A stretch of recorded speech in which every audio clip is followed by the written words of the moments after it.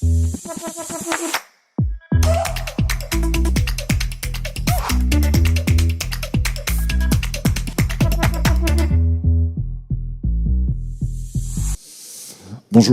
à toutes et à tous. Ravi d'être en votre présence aujourd'hui. Pour ce débat qu'on va porter là dans les 3 quarts d'heure qui viennent, on a voulu se pencher sur l'entreprise régénérative. Alors pour faire bref, et puis après nos intervenants aborderont mieux que moi la question, les racines de l'entreprise régénérative trouvent, on va dire, leurs origines dans le siècle dernier, du côté de l'agriculture biologique et durable. Et puis tout s'est accéléré dans la dernière décennie avec le réchauffement climatique. Bien sûr, on l'a abordé ce matin, il y a eu la théorie du donut de Cathy Worth, il y a eu différents rapports, je pense notamment à Lumia. Et l'entreprise régénérative aujourd'hui est un concept qui s'installe dans le panorama. Qu'est-ce que l'entreprise régénérative, pour faire vite? Eh bien, c'est dépasser juste le seul concept finalement d'une entreprise qui serait en capacité de réduire tout ce qu'elle peut engager en termes de rejet nocif et d'être dans une logique également finalement de régénération, de réparation et d'action positive. Autant dire que dans ce domaine-là et dans le domaine qui nous concerne aujourd'hui très directement, la mesure d'impact dans le régénératif pose énormément de questions. Pour en parler, j'ai le plaisir d'accueillir 4 intervenants. Hervé Berville, qui est le secrétaire d'État à la mer et à la biodiversité, ne sera pas avec nous aujourd'hui finalement, puisqu'il a dû annuler sa participation pour un problème d'agenda. Mais ce n'est pas grave parce qu'on a 4 beaux intervenants. Amandine Hersan, vous êtes la présidente de Planète Urgence, ONG avec engagement citoyen et en faveur de tout ce qui est biodiversité, tout ce qui est protection des forêts, on en parlera tout à l'heure. À côté de vous, Gilles Boeuf, écologue, je sais, on en a parlé, important, professeur des universités, vous avez été professeur associé au Collège de France également, vous êtes passé par l'Ifremer, vous avez présidé aussi le Muséum d'histoire naturelle à Paris, et aujourd'hui un regard d'écologue sur cette question régénérative. À côté de vous, Pascal Pouillet. Pascal Pouillet, vous êtes directeur général du Crédit Coopératif, vous êtes arrivé il y a à peine un an, c'était en juin 2023. Et Antoine Denoy, vous dirigez AXA Climate, comme le nom l'indique, qui est un peu la branche d'AXA consacrée à tout ce qui est développement durable, environnemental. Et là, on y reviendra également. J'ai envie de commencer par vous, Pascal Pouillet. Désolé. Et on va y aller très clairement parce qu'on est sur un concept qui est relativement neuf dans le monde de l'entreprise, sur le régénératif. Je disais, vous avez pris vos fonctions de direction générale en juin 2023, avec un plan qui s'appelle le plan Nouvelles Frontières 2025, qui est un plan sur lequel, on va dire, toute la notion d'engagement, à la fois environnementaux, mais aussi sociaux et sociétaux, sont en haut de la pile. Très clairement, est-ce que le concept d'entreprise régénérative est un concept qui, aujourd'hui, vous regardez au Crédit Coopératif? Bonjour à toutes et tous. C'est effectivement un concept que l'on regarde. Parce que le Crédit Coopératif est à la fois une vieille dame qui est née il y a 130 ans en se disant on va financer les gens qui font l'économie autrement, qui vont se poser la question des coopératives, qui vont se poser la question de l'économie sociale. Et quelque part, l'émission des gaz à effet de serre, si on prend cette donnée-là, de la banque elle-même, c'est 1%. Donc je peux effectivement réduire mes déplacements, etc. Mais ce n'est pas ça le sujet. Le sujet, c'est l'activité de la banque en scope 3. Et là, c'est 99%. Et depuis toujours, le Crédit Coopératif, depuis toujours, oui, je pense, le Crédit Coopératif se pose la question en disant qu'est-ce que l'on fait avec l'argent que l'on collecte et qu'est-ce que l'on finance? Les premiers qui sont venus nous voir, c'était des gens qui n'arrivaient pas à se financer, c'était du bio, c'était des tiers-lieux, c'était des associations, c'était de l'économie sociale, c'était aussi des entreprises qui voulaient changer des choses, qui voulaient travailler différemment. Et avoir cette action-là, c'est-à-dire s'engager dans le long terme en disant je vais avoir des choix d'engagement dans la banque engagée, c'est financer. Et décider ce que je ne finance pas et décider ce que je finance, je vais avoir une action, effectivement, qui va pouvoir être considérée comme aujourd'hui régénérative. Je vais prendre quelques exemples. Sur ce que je ne finance pas, on ne finance pas les actions extractives. On ne finance pas la recherche pétrolière. Je ne finance pas les activités qui utilisent les phytosanitaires de manière intensive. Je ne finance pas, etc., etc. Et je suis très attentif au financement du bois. Je ne finance pas n'importe quoi. Je suis attentif au financement des transports. Je fais le choix de ne financer que de l'énergie renouvelable. Et dans un monde où la liquidité, donc la capacité à prêter, va être limitée, faire ce choix va permettre de faire bouger les choses fortement. Parce qu'il y aura de l'argent là où on veut faire bouger les choses. Alors on va le faire nous, Crédit Coopératif, mais je suis persuadé que d'autres vont le faire. Et donc oui, on regarde effectivement, dans une vision régénérative, comment on peut agir sur l'environnement, comment on peut agir sur les écosystèmes, et comment socialement on peut réfléchir à des modèles d'organisation d'entreprise qui soient effectivement plus conciliants sur les femmes et les hommes. J'entendais Muriel Pénicaud sur la manière dont on concilie les choses, la manière dont on partage la valeur, dont on s'inscrit dans un temps long. La première fois que vous prononcez le mot régénératif au board, au COMEX, on vous dit quoi, Pascal? Mauvais week-end, on vous dit quoi? Non, parce qu'il y a une vraie culture d'entreprise. Alors, on a décidé de participer à la Convention des entreprises sur le climat. Et donc c'est vrai que le travail avec la Convention des entreprises sur le climat a posé cette question-là, en disant comment la finance peut agir dans une vision régénérative. Et ça fait réfléchir, ça fait se poser des questions. Bien évidemment, on avait plein d'indicateurs. On a des indicateurs financiers, c'est la base. On ne peut pas faire... Voilà. Je ne prête pas de l'argent qui est le mien, je prête de l'argent qui est celui que me confient mes clients. Donc oui, mais comment au-delà, on va avoir une mesure de l'impact? Comment on va travailler avec nos clients sur leurs engagements, leurs réflexions, l'impact que vont avoir les transitions sur leur propre activité? Comment on va les amener à penser différemment et comment du coup on va pouvoir les inciter? Et donc oui, on a amené ces questions-là. Et je pense qu'on partage assez et ça va nous amener dans nos prochaines réflexions. Juste question, comment s'y prend quand on ouvre très très concrètement le dossier régénératif? C'est quoi? Vous mettez en place une équipe, vous mettez en place une gouvernance, quels sont les leviers? La gouvernance est déjà engagée. La gouvernance Crédit Coopératif, elle est composée pour beaucoup de représentants d'associations, de mutuelles, d'entreprises, de clients qui ont été élus par leurs clients. On appartient à nos clients, donc tout le monde partage ces valeurs-là. Le COMEX, on s'est choisi, on partage aussi, on ne rejoint pas le Crédit Coopératif par hasard. Il y a un engagement, il y a un ADN, donc voilà. Et après, c'est de le porter dans nos processus.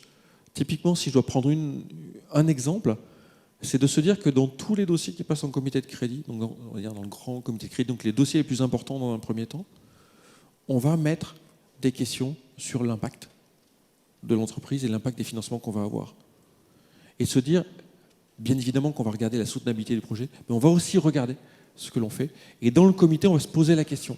Je ne sais pas aujourd'hui le mesurer de manière aussi fine, aussi précise qu'un ratio financier, mais je pose la question et on va en débattre. Et ça va pouvoir éclairer positivement ou négativement une décision de crédit. Et rien que ça, je pense qu'on va changer les choses, parce que quand on va le prendre sur les dossiers les plus complexes, progressivement, ça va descendre dans la réflexion de chacun des collaborateurs dans sa discussion avec les dirigeants. Antoine, déjà prenez un micro, parce qu'il y en a plein de micros. On est post-Covid, hein. Non. Attendez. Antoine Denoy, donc, vous dirigez AXA Climate. Alors vous êtes en mode régénératif. Alors, ou peut-être, vu votre réaction, ça veut dire quoi? Alors déjà, je pense qu'il faut se détendre sur ce terme, ouais. Parce que la manière négative de recevoir, c'est comme un nouveau concept en plus des autres.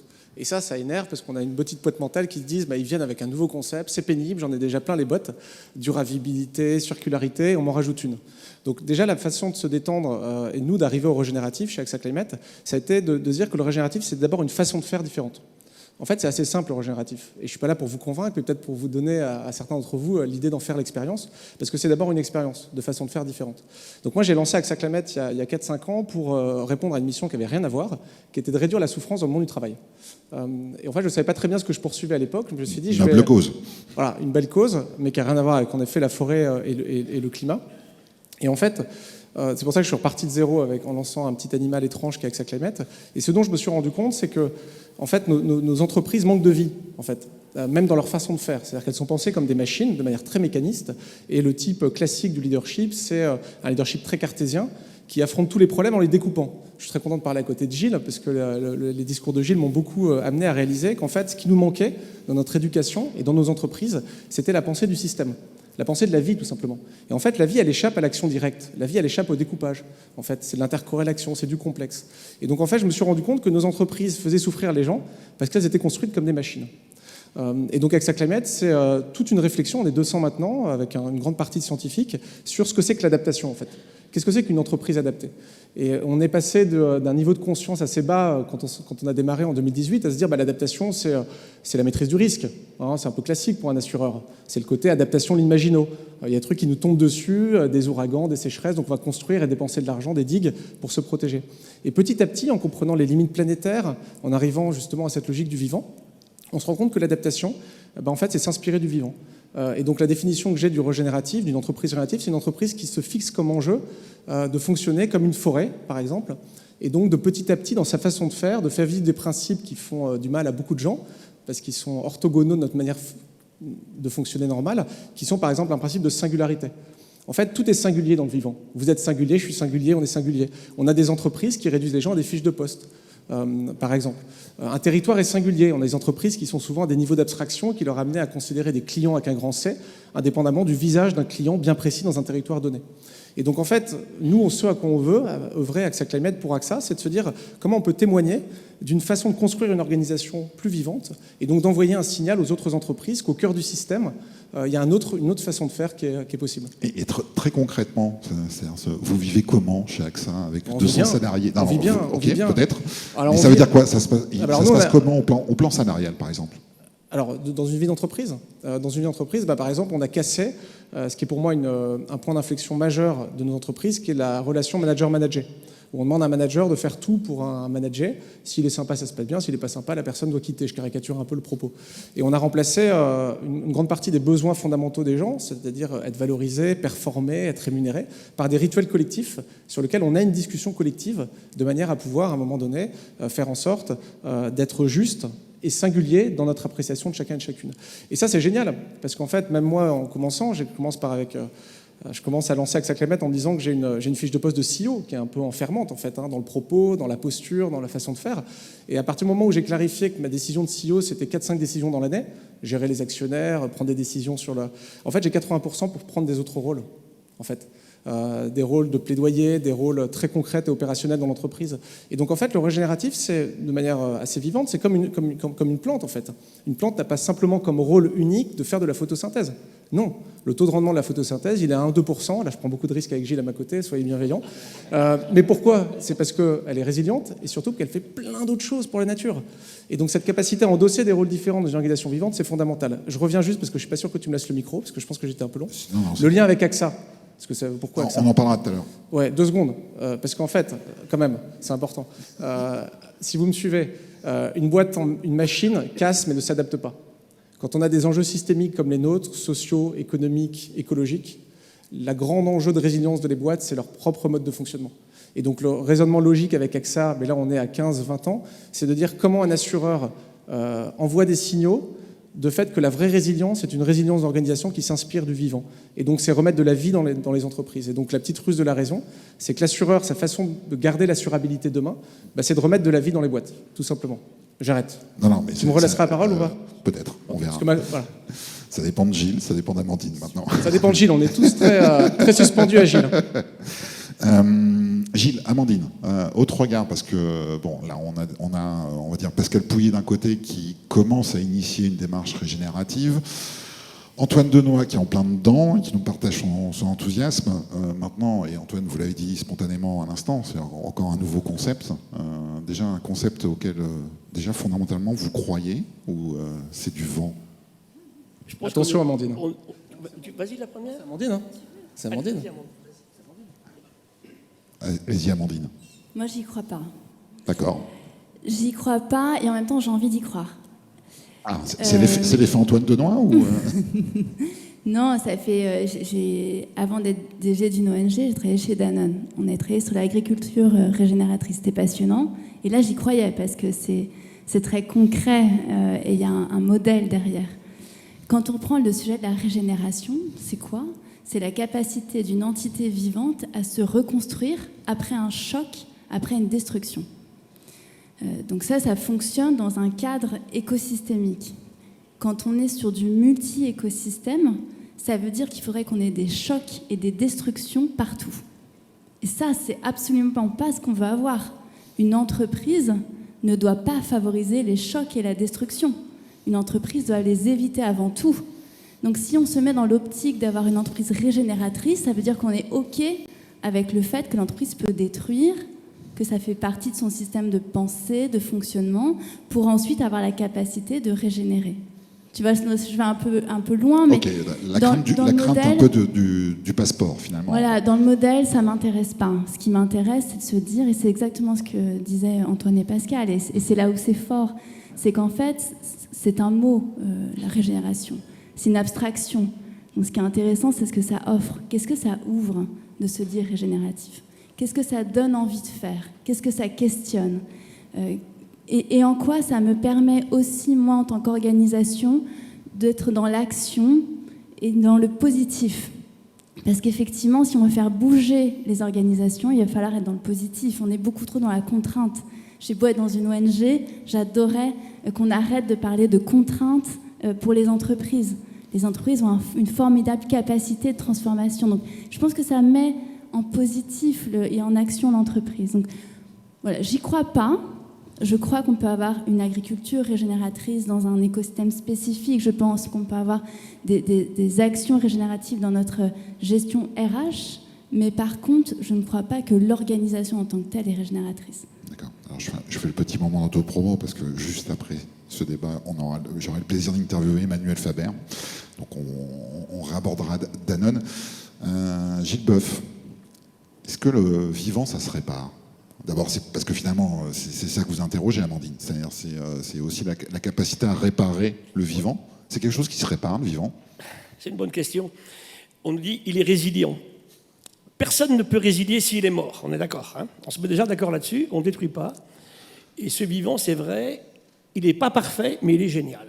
Et j'écoutais avec plaisir Antoine, et puis toi aussi, que des gens comme ça, la finance parlant d'écosystème et d'écologie, d'ADN, j'adore. Hein. Pour un écologue, c'est quand même sympa.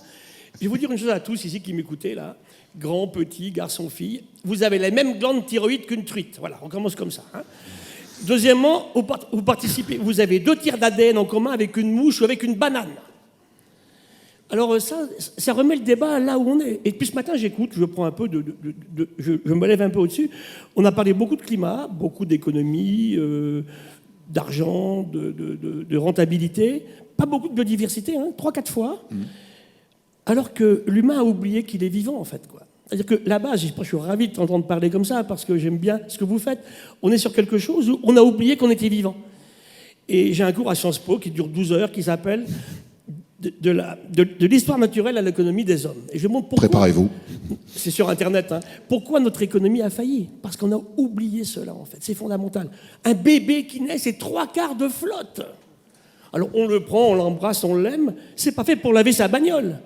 Et c'est là que l'humain, en oubliant tout ça dans nos schémas qu'on va monter partout, si on oublie chaque seconde qu'on est vivant, ça ne marchera pas. Donc je rebondis là-dessus. Alors, s'inspirer du vivant, pourquoi pas. Faire des sciences participatives. Hein, tous les citoyens, vous ici dans la salle, vous amenez de la donnée sur un protocole expérimental scientifique. Hein, et je vais le crier, moi je suis un scientifique, hein, j'écoutais les hommes politiques. La science n'est pas une opinion. Hein. Je vais le hurler une fois simplement, je ne reviens plus là-dessus. C'est le drame que l'on vit aujourd'hui. Donc comment, et pour ça il faut 4 piliers. Voilà pourquoi je suis heureux d'être ici. Et je vous remercie, madame, d'avoir fait ce colloque sur l'impact. Parce que tout à l'heure, le Premier ministre disait en fait, oui, des gens y avaient pensé il y a 20 ans. Ben, j'étais là, je parlais dans mes cours à Sciences Po, à l'école des mines, et puis aussi en université, aux médecins, aux vétérinaires, culture de l'impact. Pourquoi ? Parce que si vous avez cette culture en permanence, d'abord vous creusez les neurones, vous ne ferez pas d'Alzheimer, hein, puisque vous travaillez en permanence. Qu'est-ce qui va se passer si je fais ça ? Qu'est-ce qui ne va pas se passer si je ne fais pas ça ou si je le fais ? Très important. Deuxièmement, on sera beaucoup moins surpris devant les réactions complètement, des fois, imprévisibles du système de la nature, en fait, au sens, pas que du vivant, de la nature en général. Donc ça, c'est important. Et pourquoi ? Parce que l'impact va entraîner une vigilance. Pas une destruction de irresponsabilité. Qu'est-ce qu'on fait aujourd'hui, hein ? On est complètement cynique et irresponsable. Je vois surtout ce qu'on fait tous les jours, en permanence. Hein. On fait des aires marines protégées, on chalute dedans. Bon, écoutez, l'anguille est en effondrement total, mais simplement, on augmente les quotas de pêche à la civelle. Je suis désolé, hein. Il faut vraiment qu'on se mette d'accord tous. Je ne suis pas un homme de contrainte, hein, mais il faut qu'on se mette d'accord sur des choses que tous on admet. Et pour ça, il me faut de la science, de la politique, laquelle ? Et je fais partie de cela, pourquoi je suis un écologue, donc l'écologie scientifique n'est pas l'apanage des partis écologistes. Hein. Tous les partis politiques, si vraiment ils ont envie de dire je vais améliorer les relations entre l'humain et son environnement, devraient faire de l'écologie scientifique. Troisième pilier, c'est nous tous, c'est les citoyens, les sciences participatives, les ONG, hein. J'en ai vu des superbes ce matin, j'en ai à côté de moi là. Et le quatrième, c'est l'entreprise. Parce que la vélocité à laquelle on doit aller est telle qu'on ne s'en sortira pas. Et dans l'entreprise, on parle d'économie, moi j'aime bien parler de finance aussi. Hein.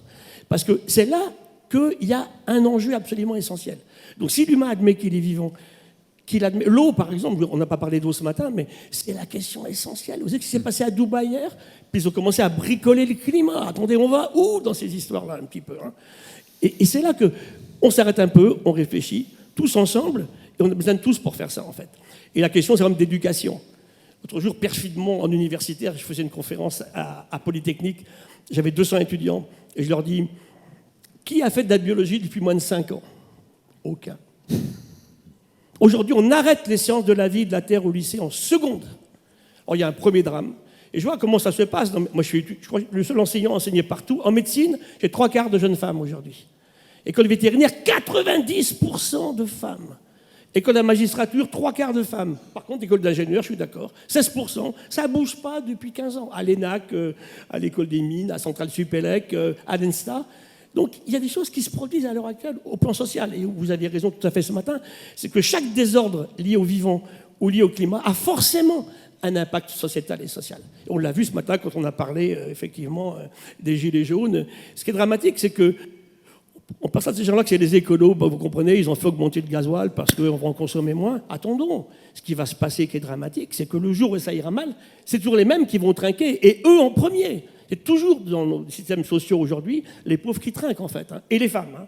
Je le vois sur la réforme des retraites, c'est assez ahurissant finalement.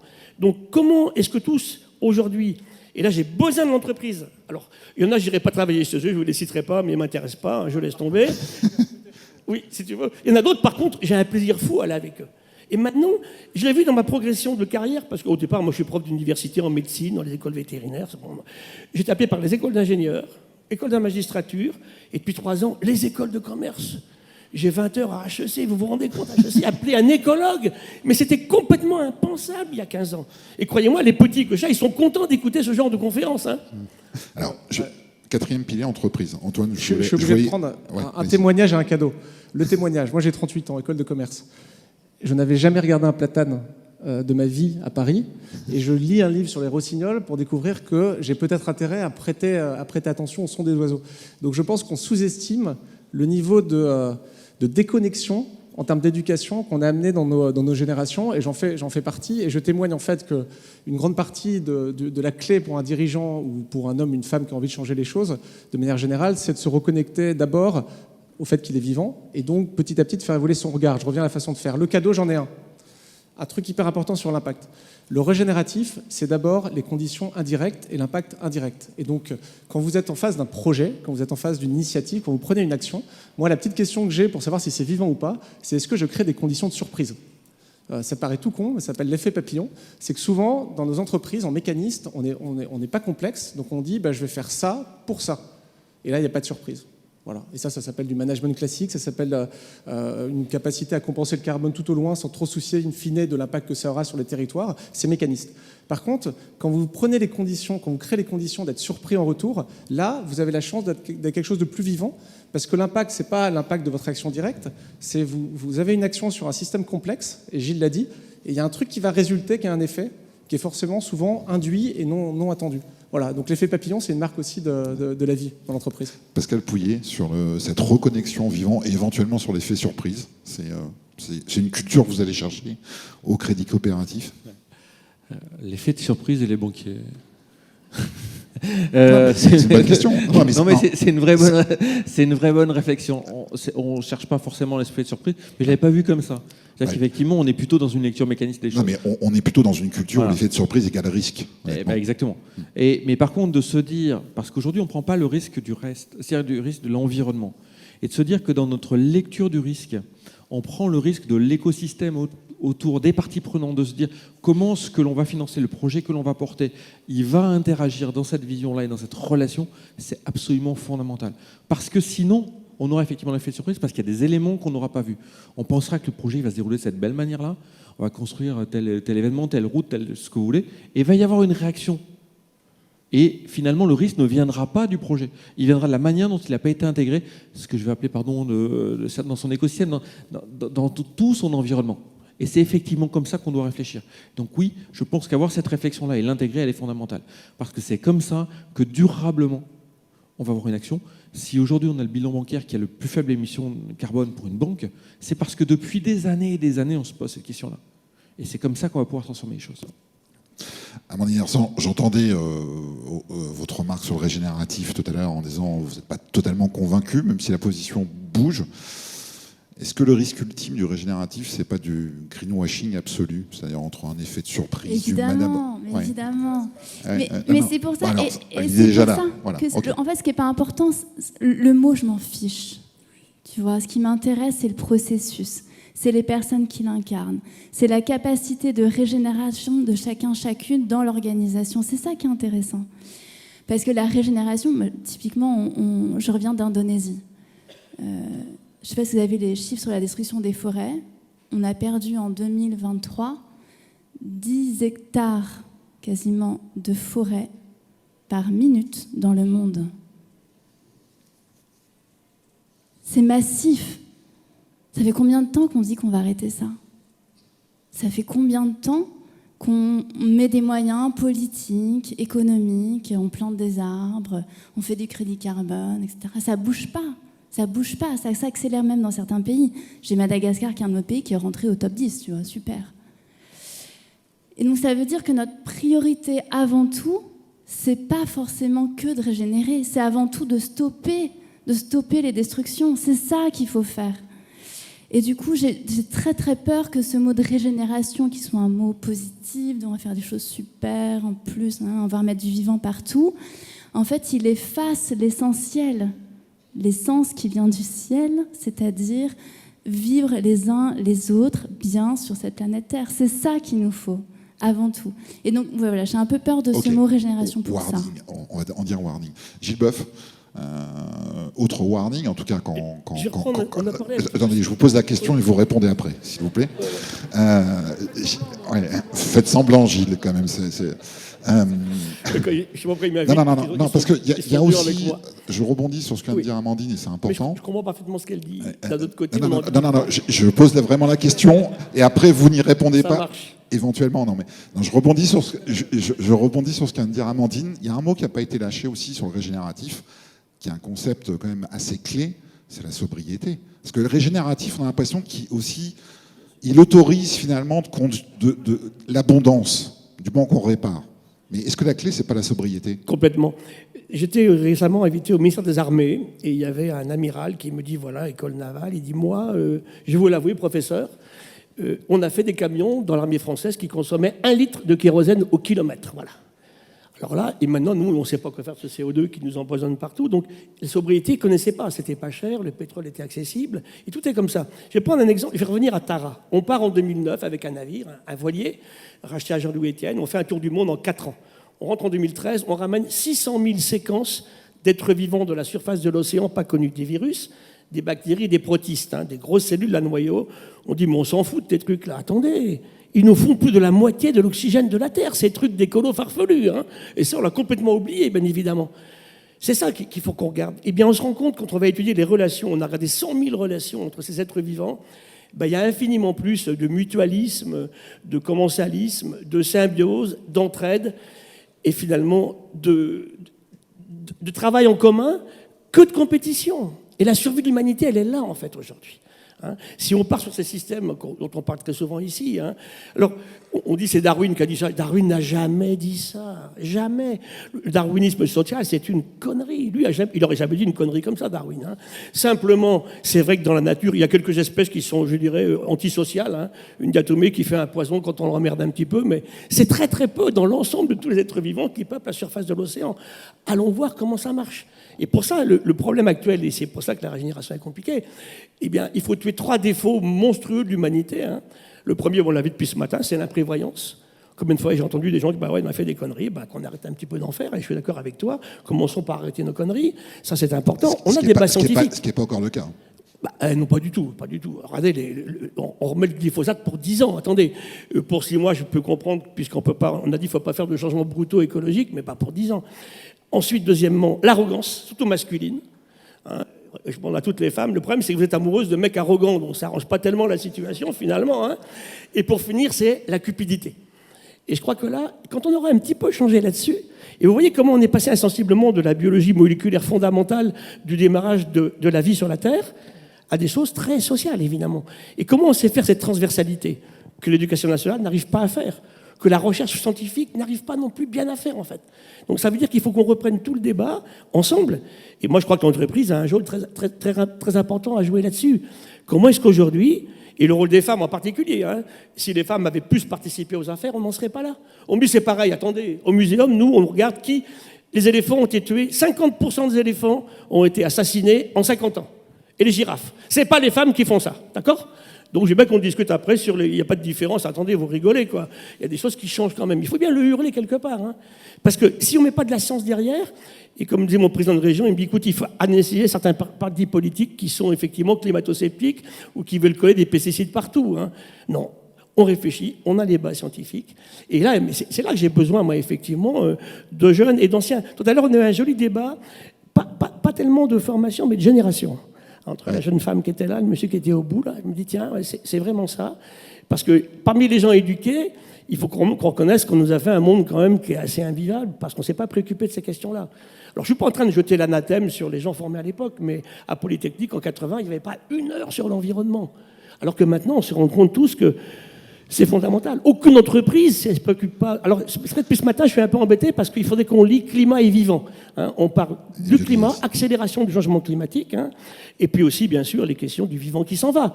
Et je vais terminer en vous disant que ce n'est pas une question de ruralité non plus, ou de citadin. Quand je vais dans les écoles d'agriculture, j'aime bien aller dans les lycées agricoles. Ils ne connaissent pas mieux que le citadin le nom des oiseaux de leur champ. Donc on revient à l'éducation. Et j'ai les tout petits à l'école maternelle leur montrer un lit le matin avec 1 million ou 2 millions d'acariens dedans, à 37 degrés, un lit bien humide. C'est génial. Il y a un petit garçon qui me dit, c'est plein d'épines et de poils. Si tu as des grands yeux bleus et des grands cils, t'es sauvé, mais si tu as des poils, des machins tout noirs, c'est foutu, on jette à la poubelle. C'est l'image qu'on a de l'environnement et de la biodiversité. Il y a un petit garçon qui me dit un jour, mais alors Gilles, je me lève faire pipi la nuit, je reviens au lit, j'écrase mes acariens. Je dis non, ils sont trop petits. Et quand j'ai réussi à persuader un gamin que pas écraser des machins aussi moches, on a commencé à gagner. Merci d'avoir répondu en partie à ma question. Antoine, vous en parliez tout à l'heure, vous m'avez un peu devancé, mais quand on préparait ensemble, je vous avais posé une question, et je vais la reposer parce qu'elle est un peu provocante, mais derrière elle raconte beaucoup de choses. AXA Climate, est-ce que c'est un gadget ou un plan B pour AXA ? Ça dépend comment on le regarde. À vous de choisir. Donc ça peut être tout, AXA Climate. Ça peut être une formidable machine à laver, ça peut être 200 personnes qui bossent avec engagement pour faire des choses bien, avec du capital, et c'est déjà bien, si on est conséquentialiste. Donc c'est un peu tout. Moi j'aime bien imaginer qu'on est le témoin de quelque chose, et en fait je me dis mais pourquoi AXA, et pourquoi je l'ai fait chez AXA ? Et en fait en y réfléchissant, c'est pas facile, mais souvent on a la clé de ce qu'on va devenir en réfléchissant aux gestes passés. Et si je l'ai fait chez AXA, c'est probablement peut-être que j'avais l'intuition que c'est un signal qui doit être envoyé au cœur du système. Et c'est l'émetteur du signal qui fait la valeur du signal. Et donc montrer que même un assureur, même une grande organisation, peut porter des messages quelquefois un peu différents, on va dire, de la doxa. Pour moi, c'est une façon de montrer et d'entraîner d'autres personnes, en rassurant aussi sur la crédibilité et la légitimité d'une marque. Et je reviendrai juste sur la notion de sobriété. Là encore, inspirons-nous du vivant. Et je reviens à l'organisation. Quelle organisation peut se permettre autant d'entropie que nos grandes bureaucraties ? Ça a été caractérisé en sociologie, la bureaucratie. La bureaucratie, l'objectif d'une bureaucratie, c'est de contrôler le risque. Et au nom de ça, c'est le grand gaspillage. C'est tout ce qu'on vit dans nos grandes organisations.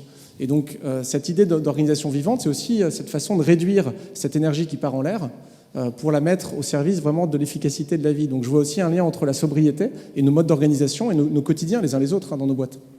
Mais fondamentalement, sur cette question plan B ou gadget, est-ce qu'aujourd'hui AXA Climate agit comme une piscine à débordement ? C'est-à-dire, est-ce qu'il y a des ramifications avec AXA ou vous êtes complètement isolé, complètement à part, un peu les babacools de la bande ?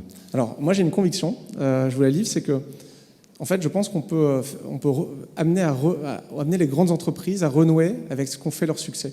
Parce qu'on a beau s'exciter sur les startups, ça reste quand même des choses qui n'ont pas bougé le monde pour la plupart.